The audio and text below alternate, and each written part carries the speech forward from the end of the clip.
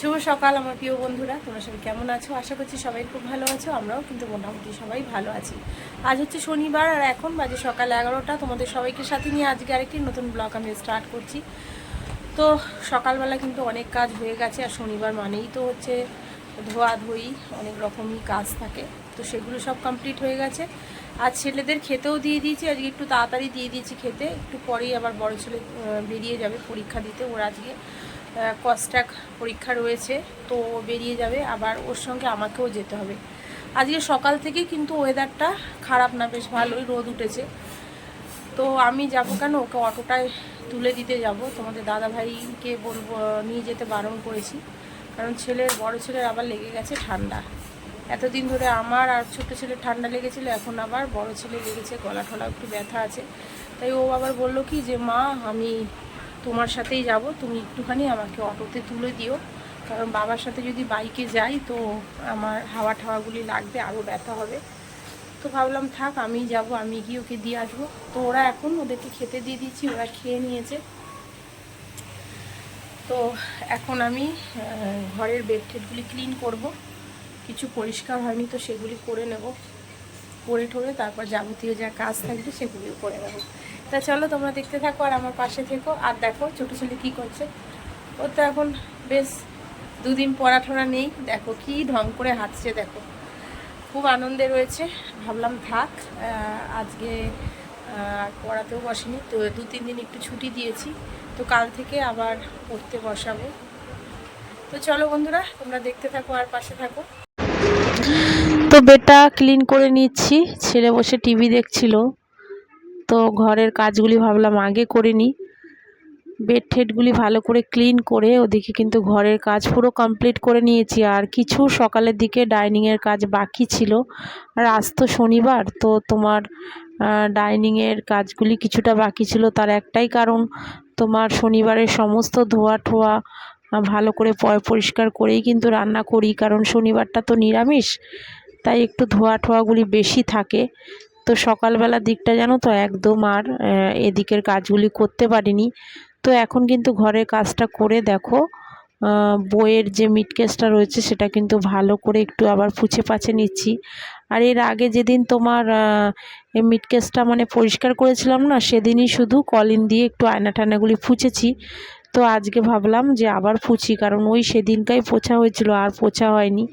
আর দেখবে ঝাড়া ঠাড়ার পরে না যে কোনো জিনিস দেখবে সব যেন নতুন নতুন লাগে। তো ভাবলাম আবার একটু পুছে নিই, তাহলে দেখতেও সুন্দর লাগবে। তো তাই একটু আবার দেখো ভালো করে একটু পরিষ্কার করে নিচ্ছি। জানি এই বইয়ের মিটকেসটা এরকম থাকবে না, আর তোমার 1 সপ্তাহ কি 2 সপ্তাহ বাদে আবার কিন্তু বই সমস্ত উলট পালট হয়ে থাকবে, কারণ দুজনেই বই বার করবে আর এদিক ওদিক করে রাখবে। তো যাই হোক, আর কি করব, আমাকে আবার সেই গোছাতেই হবে। তো এখন তো দেখো সমস্ত কিন্তু গোছানো আছে, দেখতেও ভালো লাগছে। তো ভাবলাম একটুখানি আবার একটু পরিষ্কার করে নিই। আর ওদিকে কিন্তু দেখো সোফার ওপর যে জানলাটা আছে না, জানলাটার নিচটা কিন্তু খুব দেখলাম নোংরা হয়েছে, কারণ কদিন যাবৎ রোজ বৃষ্টি হচ্ছে। তো তো বৃষ্টির যত ঝাপটা সব জানলার মধ্যে এসে জানলাটা দেখলাম একদম নোংরা হয়ে গেছে। তো সেটাও ভাবছি একটু ঝাড় দিয়ে একটু পুছে নেব।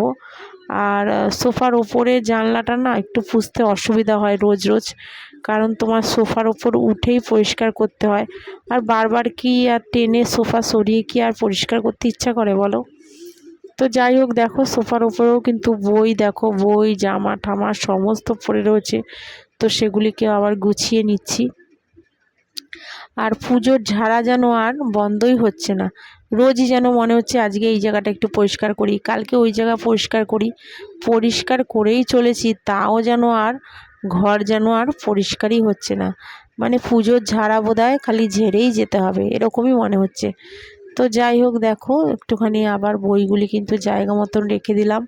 আর সোফার যে সমস্ত জামা কাপড়, এটা হচ্ছে ছেলের প্যান্ট, আর ওটা হলো তোমাদের দাদা ভাইয়ের প্যান্ট, তো সেগুলি কিন্তু সব রেখে দিয়েছে। আর ছেলের স্কুলে প্যান্টগুলিও রয়েছে, কারণ ছেলের আজকে আবার পরীক্ষা রয়েছে, বেরিয়ে যাবে।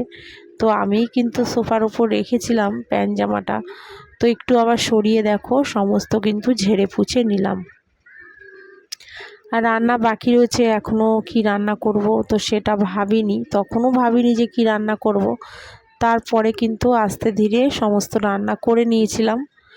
তো এদিকের সমস্ত দেখো সোফা টোফাগুলি ভালো করে পরিষ্কার করে আবার ওদিকে জানলাটার কাজগুলিও দেখো আবার কলিং দিয়ে একটু পরিষ্কার করে নিচ্ছি। আর এইগুলি যত একটু পরিষ্কার রাখবো, একটু সুন্দর লাগবো, ততই তো দেখতে ভালো লাগবে, তাই না? তো সেগুলি কিন্তু দেখো সব করে নিচ্ছি। আর এদিকে ডাইনিং টাইনিং মোটামুটি সমস্ত কিছু ঝাড়পোছ হয়ে গেছে। আর দেখো ডাইনিংটার ওই দিকটায় তোমার কত পরিষ্কার লাগছে। সোফার সাইডে যে তোমার ছেলেদের ঘুড়ি টুড়ি নানা রকম ব্যাগ ট্যাগগুলি ওই জুতোর বক্সের উপর রেখেছিলাম, তো সেগুলি কিন্তু সমস্ত কিছু ফেলে দিয়েছি। তো ছোটো ছেলে বারবার বলছিল যে ফেলো না মা, ঘুড়িগুলি রেখে দাও। তো আমি ভাবলাম না, ফেলে দিই, কারণ ঘুড়িগুলি সেরকম খুব একটা ভালো ছিল না। তো যেগুলি তোমার ভালো ছিল সেগুলি রেখে দিয়েছি, আর সব ফেলে দিয়েছি।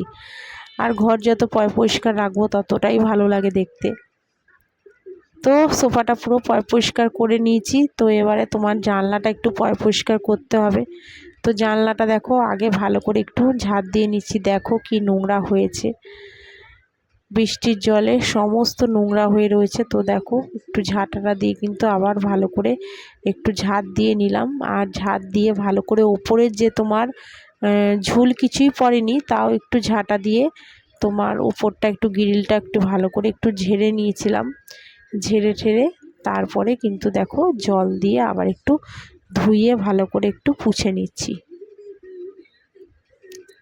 আর এই জানলাটা একদমই ব্যবহার হয় না, যার জন্যে এত নোংরা হয়। আবার এই জানলাটা যদি আবার তোমার সোফাটা যদি জানলাটার সামনে না থাকতো না, তাহলে কিন্তু প্রতিদিনই একটু তোমার পরিষ্কার করলে কিন্তু তাহলে আর এত খাটনি হয় না। তো খুবই নোংরা হয়েছিল, তো সেগুলিকে ভালো করে দেখো ঝেড়ে পুছে নিলাম। আর এতক্ষণে যেসব বন্ধুরা আমার ব্লগটা দেখছো এত কষ্ট করে, তো যারা এখনও আমার চ্যানেলে সাবস্ক্রাইব করোনি, তো প্লিজ আমার চ্যানেলে একটা সাবস্ক্রাইব করে আমার পাশে থেকো, আমাকে একটু এগিয়ে নিয়ে যেতে সাহায্য করো। তোমাদের একটা সাবস্ক্রাইব, একটা লাইক আমাকে কিন্তু অনেকটাই উৎসাহ দেবে। তো প্লিজ আমাকে একটু সাবস্ক্রাইব করে আমার পাশে থেকো। আর যারা করে রেখেছো তাদের অসংখ্য ধন্যবাদ। এদিকে দেখো মটর ডালের বড়া কিন্তু দিয়ে আজকে করব পেঁপে আলুর তরকারি। তো পেঁপে আলুটা কষানো হয়ে গেছে, একটু দিয়েছিলাম টমেটো, আদা, জিরে আর শুকনো লঙ্কার গুঁড়ো, নুন দিয়ে ভালো করে একটু কষিয়ে নিয়েছি। আর ওদিকে দেখো বাতাবি লেবু আবার মা পাঠিয়েছিল, মানে আমার মা, সেই লেবুগুলি আবার শাশুড়ি কাটছে। আর পেঁপে দুটো দেখো বাজার থেকে নিয়ে এসেছিলাম, ছেলেকে স্কুলে মানে অটোতে ওঠাতে গেছিলাম, তখন তোমার নিয়ে চলে এসেছিলাম।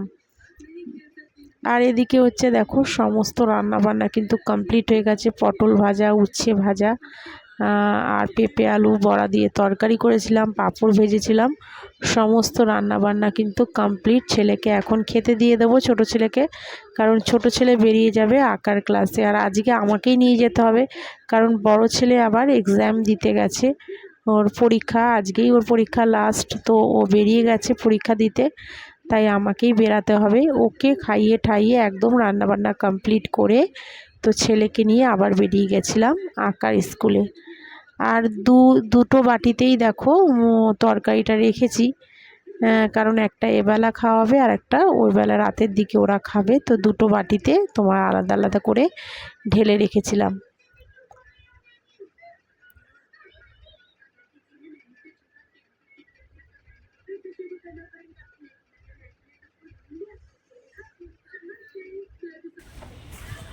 তো বন্ধুরা দেখো রান্নাবান্না কমপ্লিট করে ছেলেকে নিয়ে বেরিয়ে পড়লাম আঁকার স্কুলে দিতে যাব। বড় ছেলে গেছে হচ্ছে পরীক্ষা দিতে, তাই ছোট ছেলেকে আমাকেই দিয়ে আসতে হচ্ছে।